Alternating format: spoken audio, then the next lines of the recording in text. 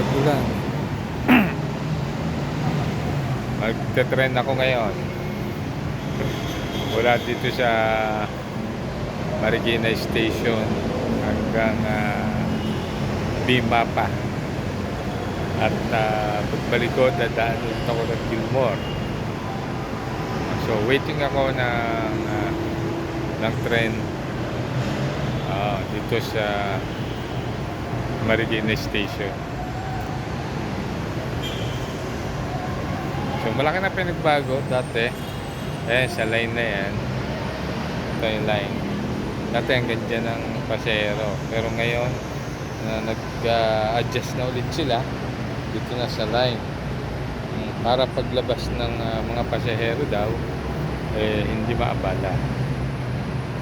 So, paparating na po ang tren. Ayan. Wala po nang lalapit habang umaandar ang tren for safety.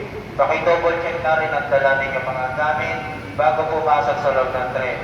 Kasama ang PIN card na gagamitin sa paglabas ng istasyon. Hintayin niyo munang huminto ang tren bago kayo lumapit sa mga pintuan nito. Approaching train to recto. Okay. Parating na ang tren. So, ito na sila. Ito na ang tren. Ayan. Okay.